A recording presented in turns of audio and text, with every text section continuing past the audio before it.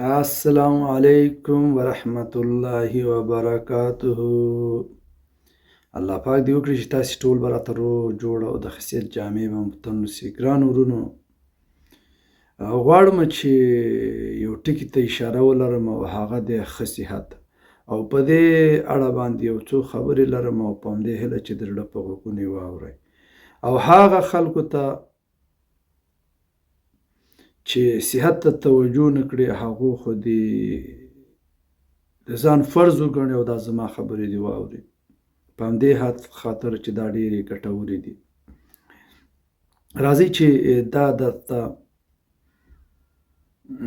دا خبرې درته وکړم چې ډېرې زیاتې مهمې دي. ورونو، یو نوع اشخاص دي چې خپل بدن ته هغه رقم توجه نه کوي لکه څنګه چې لازم دي.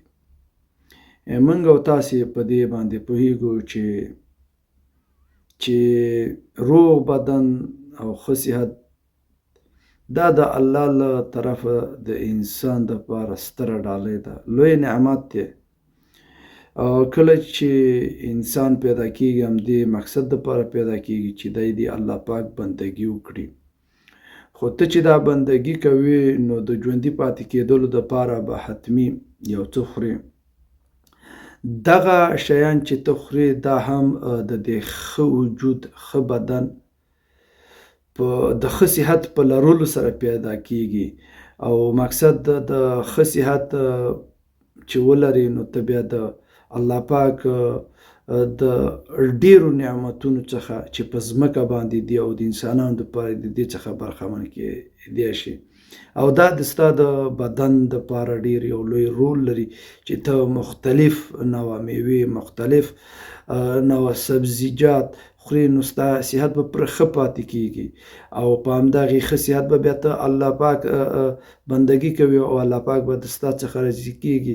دنیا به دې هم ښایسته کېږي او په همدغې عباداتو سره به ته وکړی شي چې ته خپل آخرت راښایسته کړي. خو یو نوع خلک دي چې هغوی په ځان باندې درد تېروي د دې دپاره چې د خلکو سره سیال شي، د خلکو په رقم مثلا ژوند ولري، او مقصد د خپل اولادونه یې خوشحاله اوسي او اولادونو ته ښه کورونه ولري. نو په دغې وخت کې دی د خپلې دردونو ته یا خپل بدن ته متوجه نه اوسي، او دی صرف د پنادول یا مثلا هغه ګولۍ چې درد را کموي د همدې خوراک کوي، په داسې حال کې چې د ده په بدن کې به سوري اوسي.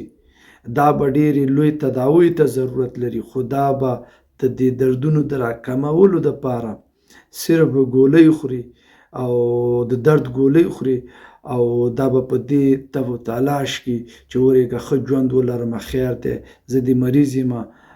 نو دغې خلکو ته زما اشاره ده چې تاسې ډېر نادان یاست، تاسې په ځان هم ظلم کوئ او په حقیقت کې په اولادونو باندې هم ظلم کوئ. په ځان مو ظلم دا دی چې الله پاک ته د دې دپاره پیدا کړی چې ښه صحت ولري، د الله پاک بندګي وکړي او په ښه صحت سره دنیا راښایسته کړي او د دنیا نه لذت واخلي، د دنیا د نعمتونو نه لذت واخلي، او په همدغې شکل باندې آخرت راښایسته کړي او آخرت دپاره کار وکړي. لکه څنګه چې ویل کېږي آخري حد د لوی ستر نعمت دا دی چې الله پاک دیدار وشي. نو فلهذا چې ته کم عبادت وکړي، نو ته به هلته هم په ټیټ مقام کې واوسې. نو خبره دا ده، همدغه صحت د دې دپاره دی چې ته دا دنیا هم ښایسته کړې او آخرت هم ښایسته کړې. او دا په حقیقت کې په یو شکل خودکوشۍ ته نیزي عمل دی. ته بدن دی مریض دی، دا علاج ته ضرورت لري، الله پاک تا ته ډاکټر او همداشانتې طب برخه کې مثلا یو علاج پیدا کړی، ته باید دا وکړې، اما ته په ځان ظلم کوي. نو خبره دلته دا ده چې دغې وخت کې ستا فرض جوړېږي چې ځان وساتې، ځان روغ کړي او ښه صحت ولري. او دا پرېږدي چې ورېږه دا اولاد دی او دا دی، د اولاد دی بیا خپله دنیا د اولاد دی همدغه رقم مسؤلیت لري د خپل بدن دپاره چې مقصد هغه ځان وساتي. نو خبره دا ده چې دا یو ظلم دی چې په ځان باندې کوي او د دغه ظلم نه باید ډډه وشي او همدغه لارښوونه باید خپل نسل ته پرېږدي تر څو هغوی د ښه صحت څخه برخمن شي. راځم بل اړخ ته چې دا دی هم ډېر مهم چې باید یادونه وشي.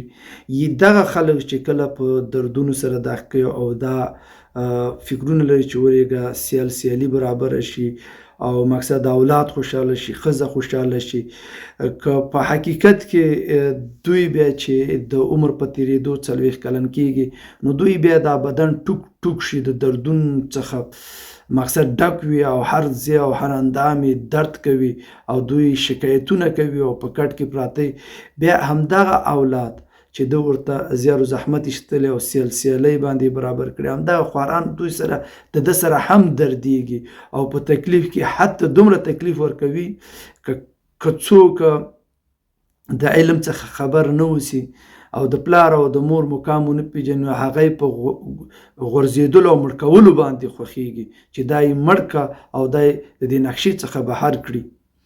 نو فلحاظه او په همدغه شکل باندې په میلیونهاو یعنی 2 چنده 3 چنده 100 چنده پیسې د دوی مصرفیږي دوی ته سخت ژوند ورکول کېږي او دوی حتی که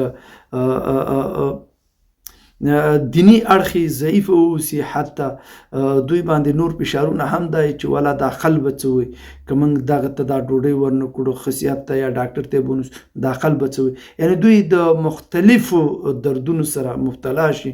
نو د دې دپاره چې د دغې بدو او په ځان باندې د ظلم کولو مخه ونیسي ښه خبره دا ده چې د وخت سره دې خپله تداوي وکړي شیرین ځان دې هم د دردونو څخه وژغوري او الله پاک هم راضي کړي او د دغې دنیا د نعمتونو نه هم لذت واخلي خوند واخلي او هغه دنیا دې هم ګلې ګلزار شي. ما در سره په خپلو نیکو دواو کې ساتي په همدې هیله چې ګټه دې پورته شي او په همدې هیله چې خپل صحت ته مو پام وسي. رب مو ښاد او آباد او سرلوړي کامیاب ورسې. ما سره خپل نیکو دواو کې ساتي. د الله په امان.